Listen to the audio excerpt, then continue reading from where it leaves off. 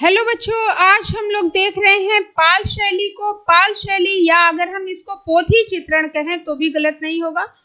पाल शैली का जो प्रारंभ है वो बंगाल, बिहार और नेपाल में हुआ था। तो ध्यान रखिएगा 3 जगहों को।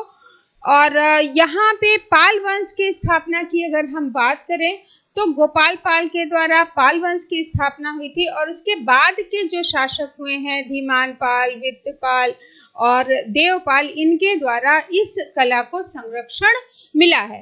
और पोथी चित्रण का प्रारंभ यहीं से माना जाता है। और इसके अलावा विक्रमशिला और नालंदा जो मुख्य विश्वविद्यालय थे वो इसी काल में इनका निर्माण हुआ था। तो ये भी ध्यान रखिएगा। और यहाँ पे अगर हम इस धर्म की बात करें कि किस धर्म से संबंधित है, तो ये बौद्ध की जो महायान संप्रदाय है उससे रिलेटेड इसमें चित्र बने हैं। क्योंकि बुद्ध जी की मृत्यु के बाद बौद्ध धर्म 2 भागों में विभक्त हो गया था। तो उसमें से जो महायान बौद्ध संप्रदाय है उसके चित्र हमको पाल शैली में देखने को मिलेंगे। हीनयान और महायान 2 शैलियां, ये भी ध्यान रखिएगा कि 2 भागों में बौद्ध धर्म विभक्त हुआ था। तो जो महायान शाखा के चित्र हैं वो हमें पाल शैली में देखने को मिलते हैं। प्रज्ञा, पारमिता, करणदेव गुहा, ये सब यहाँ पंचशिखा, ये इसी शैली के प्रमुख चित्र हैं। ताड़ पत्र, जो लंबे लंबे ताड़ के पत्तों को साफ करके छाल को उसके ऊपर लिखा जाता था। जो गिलहरी होती थी उसकी तुलिका बनाई जाती थी, या अभी कह सकते हैं कि ब्रश बनाया जाता था, उसे चित्रित किया जाता था। लेपिस लाजुली आगे जा करके फारस से मंगाया जाता था नीले रंग के लिए। उस मुगलों के टाइम में इससे जो है चित्र बनाए जाते थे। तो काफ़ी सारी चीज़ें हैं जो हम देखेंगे कि आयोग हमसे किस तरह से क्वेश्चन पूछता है। आज उसी क्वेश्चंस को डिस्कस करेंगे। बहुत ज़्यादा क्वेश्चंस इसमें नहीं होंगे, बस ये होगा कि पाल शैली के चित्र कौन कौन से हैं, या कहाँ पनपी थी, कौन इसके चित्रकार हुए हैं, इसी तरह के क्वेश्चन आपको इसमें देखने को मिलेंगे। पहला क्वेश्चन देखते हैं, पाल शैली के प्रमुख 3 केंद्र कौन से हैं? बंगाल, बिहार, नेपाल, महाराष्ट्र, कर्नाटक, केरल, गुजरात, मध्य प्रदेश, राजस्थान, उत्तर प्रदेश, मध्य प्रदेश, गुजरात। तो जैसा कि हमने बताया कि पाल शैली का विकास हुआ है आपके बंगाल में, तो जो उसके आसपास के क्षेत्र हैं यही पाल शैली के माने जाएंगे। तो ये बंगाल, बिहार, नेपाल आपका राइट आंसर होगा।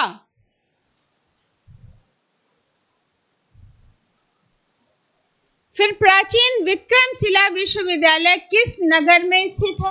रांची में, भोजपुर में, दरभंगा में या भागलपुर में? तो ध्यान रखिएगा कि ये जो है भागलपुर में है। और इसका जो निर्माण की अगर हम बात करें तो निर्माण कराया गया है धर्मपाल के द्वारा। तो एक तो विक्रमशिला, दूसरा नालंदा, दोनों ही किस काल के हैं? पाल वंश के।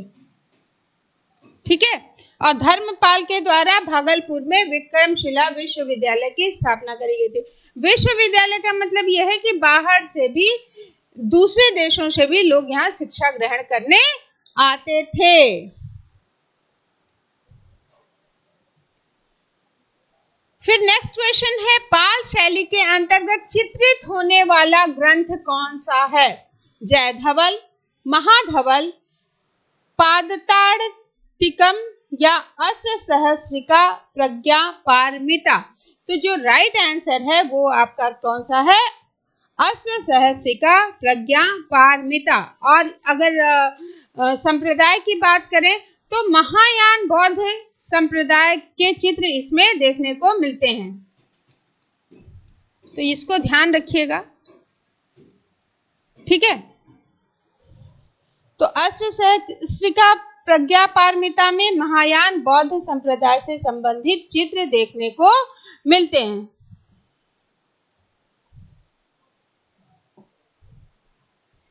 नेक्स्ट क्वेश्चन है, ताड़पत्री चित्रित ग्रंथों में पृष्ठ संख्या किस हाथ पर लिखी जाती थी? सीधे हाथ पर, बाएं हाथ पर, ऊपर की तरफ या नीचे की तरफ। तो ताड़पत्रों में पृष्ठ संख्या लिखी जाती थी और ये लिखी जाती थी सीधे हाथ पे। तो ध्यान, जैसे ये मान लीजिए ताड़पत्र है, इसको चित्रित किया गया, यहाँ पे पृष्ठ संख्या आपको देखने को मिलेगी और वहीं पे बगल में होल होता था और वो सारे उसमें जोड़ दिए जाते थे।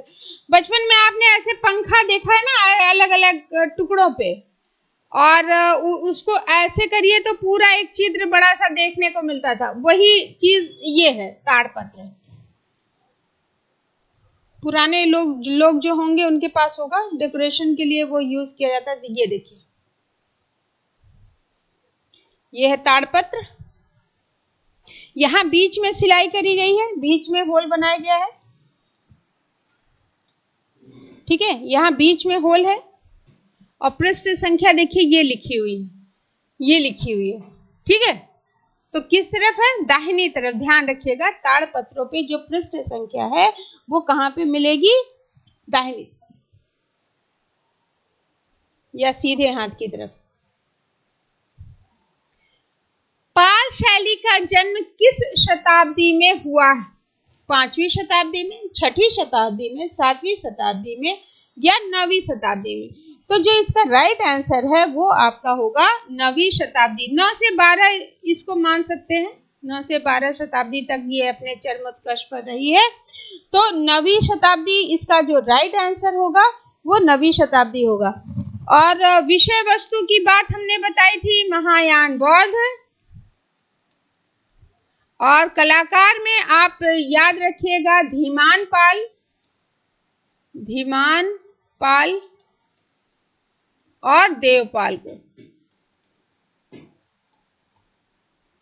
और वित्तपाल, ठीक है। तो जो मुख्य कलाकार हैं धीमान पाल, वित्तपाल और देवपाल, बस इन्हीं के इर्द गिर्द चीजें घूमेंगी। फिर प्रज्ञा पारमिता ताड़पत्र पर चित्रित ग्रंथ किस शैली से संबंधित हैं? तो हमने आपको बताया कि तालपत्र पर सबसे पहले चित्रण जो है पाल शैली में हुआ है, तो जो इसका राइट आंसर होगा वो पाल शैली होगा। बाद में कागज वगैरह आए थे। पाल शैली के चित्र किस धर्म व दर्शन से संबंधित है? तो इसमें ऑप्शन की जरूरत नहीं है, सीधे ध्यान रखिएगा बौद्ध धर्म।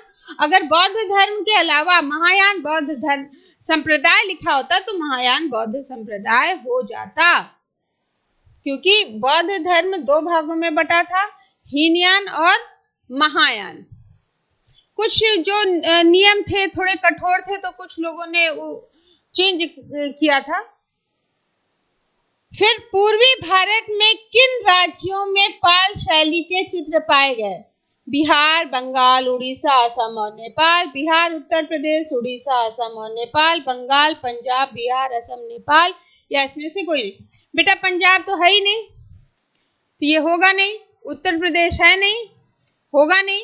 तो बिहार, बंगाल, उड़ीसा, असम और नेपाल में इसके चित्र आपको देखने को मिलेंगे, क्योंकि जुड़े हुए हैं ना, तो जहाँ सीमाएं जुड़ी हुई होंगी वहां पे वो चीज ज्यादा डेवलप यहाँ पे हुआ है। तो जाहिर सी बात है बिहार के कुछ क्षेत्र, कुछ उड़ीसा के क्षेत्र, कुछ असम के क्षेत्र और नेपाल के क्षेत्र जुड़े हुए हैं।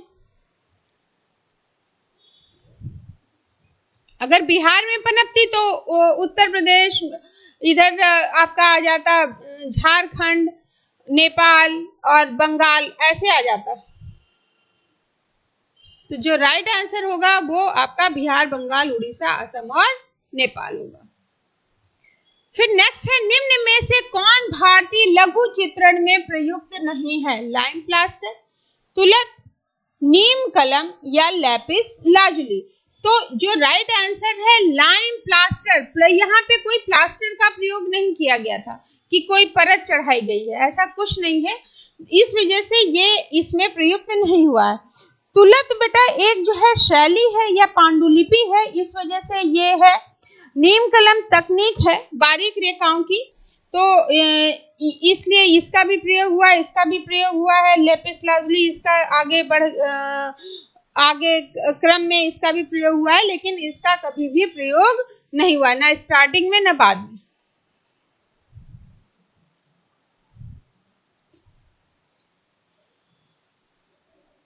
पोथी चित्रण का प्रारंभ किस शैली में हुआ है? राजपूत, पाल, जैन और मुगल। तो जो इसका राइट आंसर है वो होगा आपका पाल शैली।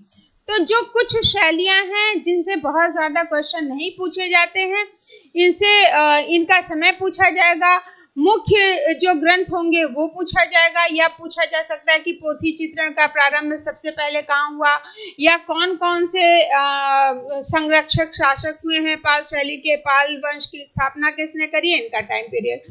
तो बस इतना ध्यान रखिएगा। और अभी जब हम सिर्फ इसको पढ़ते हैं तो हमें चीजें इजी लगेंगी, लेकिन जैसे ही मिक्स हो जाएंगी तो चीजें थोड़ी टफ हो जाएंगी। इसलिए प्रयास करिए कि जो ये छोटे छोटे चैप्टर्स हैं इनको हम अच्छी तरीके से तैयार कर लें, ताकि आगे कंफ्यूजन ना हो। आज के लिए इतना ही। Thank you.